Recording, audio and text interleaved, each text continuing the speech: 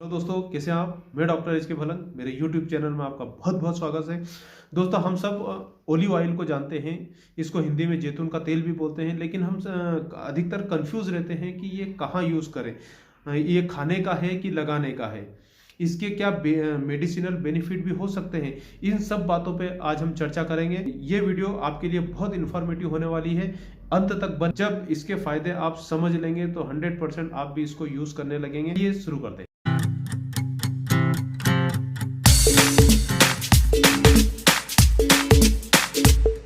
Olive oil, जैतून का तेल, जैतून के पेड़ से प्राप्त किया जाता है। इसके फल को क्रश्ड करके प्राप्त किया जाता है। इसका वानस्पतिक नाम ओलियम यूरोपियाना है। ओलिव ऑयल के बनने के तरीके पर हम इसको 5 भागों में डिवाइड कर सकते हैं। Extra virgin olive oil, virgin olive oil, pure olive oil, extra light olive oil और कोल्ड कंप्रेस्ड ओलिव ऑयल। इन पांचों प्रकार में सबसे पहला जो एक्स्ट्रा वर्जिन ओलिव ऑयल है, ये मेडिसिनल पर्पस के लिए और खाने के हिसाब से भी सबसे अच्छा माना गया है। इस तरह के सर्टिफिकेट लेने के लिए कंपनी को बहुत सारे नॉर्म से गुजरना पड़ता है, बहुत सारे मानकों से गुजरना पड़ता है, तभी एक्स्ट्रा वर्जिन का सर्टिफिकेट मिलता है। दोस्तों, ओलिव ऑयल में कई महत्वपूर्ण मिनरल्स, विटामिन जैसे कि A, vitamin D, vitamin E, vitamin K, antioxidant पाए जाते हैं। ओलिव ऑयल के इन्हीं महत्वपूर्ण इंग्रेडिएंट की वजह से ओलिव ऑयल कई मेडिसिनल पर्पस के लिए यूज होता है, जैसे कि हाई ब्लड प्रेशर, कोलेस्ट्रॉल को कंट्रोल करने में, डायबिटीज को कंट्रोल करने में, ओबेसिटी को कम करने में, कैंसर जैसी बीमारी में भी ओलिव ऑयल का महत्वपूर्ण रोल होता है। दोस्तों, ओलिव ऑयल को हम दोनों तरीके से यूज कर सकते हैं। खाना बनाने में भी यूज कर सकते हैं और बाहर एक्सटर्नल उसको अप्लाई करने में, त्वचा पर लगाने में भी यूज कर सकते हैं। लेकिन दोस्तों, एक बात का ध्यान देना चाहिए कि ओलिव ऑयल को ज़्यादा टेम्परेचर पर इसके जो मेडिसिनल प्रॉपर्टी, जो मेडिसिनल गुण है, वो नष्ट हो जाते हैं। इसलिए अगर आप खाने के साथ इसे खा रहे हैं तो सलाद के रूप में या कम टेम्परेचर वाली जो भी डिशेस है उसमें इसको यूज़ करें तो ज़्यादा बेनिफिट मिलेगा। दोस्तों, जैतून के तेल में 2 महत्वपूर्ण इंग्रेडिएंट पाए जाते हैं। हाइड्रोपेट्रोसिल ओलियोरोपिन, जो एंटी ट्यूमर गुण होते हैं और ये ट्यूमर के केस में बहुत अच्छा लाभ करते हैं। कैंसर की कोशिकाओं को नष्ट करने में महत्वपूर्ण योगदान अदा करते हैं। इसलिए कैंसर के पेशेंट को, अगर कोई कैंसर का पेशेंट है और ओलिव ऑयल यूज़ करना शुरू करते तो कहीं हद तक वो उस बीमारी को लड़ने में उसका साथ देगी। दोस्तों, ओलिव ऑयल में कैल्शियम चैनल ब्लॉकर जैसे एजेंट पाए जाते हैं, जिसकी वजह से ब्लड प्रेशर को कंट्रोल करने में मदद मिलती है। हाई बीपी को लो होता है। इसलिए अगर आपका ब्लड प्रेशर हाई है तो आप अपने खाने में, आप अपने भोजन में ओलिव ऑयल को ऐड कर सकते हैं। दोस्तों, ओलिव ऑयल एल्जाइमर जैसी डिसीज को भी मैनेजमेंट करने में काफ़ी महत्वपूर्ण योगदान अदा करता है। दोस्तों, देखा गया था अधिकतर जो माइग्रेन की समस्या होती है, सिर दर्द की समस्या होती है, उसमें सेरोटोनिन जो एक तरह का केमिकल है, वो दिमाग में उसका इम्बैलेंस हो जाता है।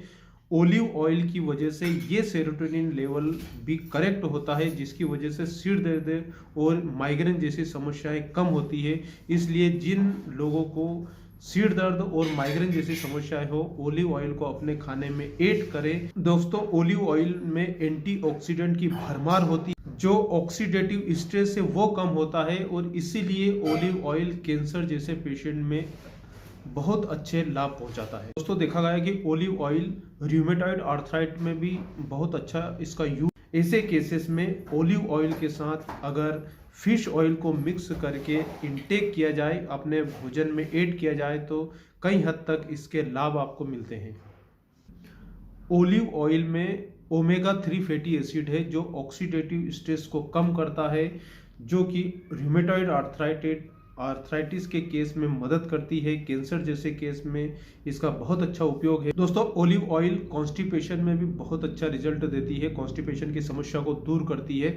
आयुर्वेद ये कहता है कि ओलिव ऑयल पेट की अग्नि को बढ़ा देती है तथा आंतों को शक्ति प्रदान करती है। पेट की अग्नि बढ़ने की वजह से भोजन का अच्छी तरह से पाचन होता है और भूख अच्छी से लगती है, और जब आंतों को शक्ति प्रदान कर पचा हुआ खाना है उसका अच्छी तरह से अवशोषण होता है और उसका निष्कासन भी सही तरीके से होता है, जिससे कॉन्स्टिपेशन की समस्या से आपको छुटकारा मिलता है। इसलिए अगर आपको कॉन्स्टिपेशन की समस्या है तो अपने भोजन में ओलिव ऑयल को जरूर ऐड करें। दोस्तों, ओलिव ऑयल में एंटीऑक्सीडेंट और विटामिन ई होने की वजह से ये त्वचा के लिए भी गुणकारी साबित होता है। ये त्वचा की झुर्रियों को भी कम करता है।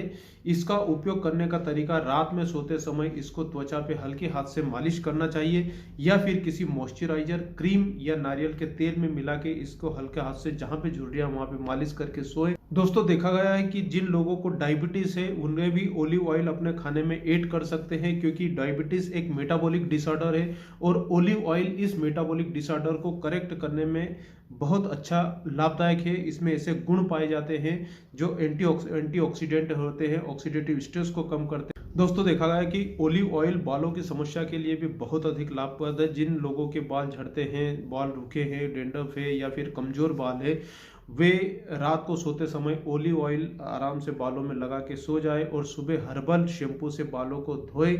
इससे बालों की चमक और बालों को पोषण मिलता है और डेंड्रफ को दूर होने में भी मदद मिलती है। शोध में यह पाया गया है कि ओलिव ऑयल में ओलियोकेंथोल एक प्राकृतिक एंटी इन्फ्लामेटरी तत्व पाया जाता है, जो कि दर्द को कम करता है, इन्फ्लामेशन को शांत करता है। तो कहीं पे अगर दर्द हो, थोड़ा सा हल्का गर्म कर ले ओलिव ऑयल और हाथों से धीरे धीरे उसकी मालिश करें तो उसका दर्द कम हो जाता है।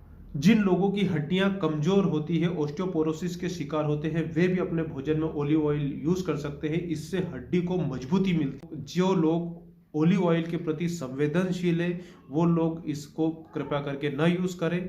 इसके साइड इफेक्ट भी हो सकते हैं, त्वचा पे खुजली हो सकती है, रशेस हो सकते हैं। जिन लोगों की त्वचा ऑलरेडी तेलीय है वे ओलिव ऑयल को ना यूज करें, स्किन पे यूज नहीं करें, उनकी और तेलीय त्वचा हो सकती है। जो लोग high blood pressure, high diabetic के हैं, वे कंटिन्यू गोली मेडिसिन ले ही रहे होते हैं, और जब ओलिव ऑयल अपनी डाइट में शामिल करते हैं तो इसकी वजह से भी ब्लड प्रेशर कम होता है, डायबिटिक कम होती है। तो रेगुलर अपना ब्लड प्रेशर और डायबिटिक चेक कराते रहे, कहीं ऐसा ना हो कि ज़्यादा कम हो। लास्ट में मैं यही कहूँगा, स्वस्थ रहे, मस्त रहे, जीवन में व्यस्त रहे। Thank you.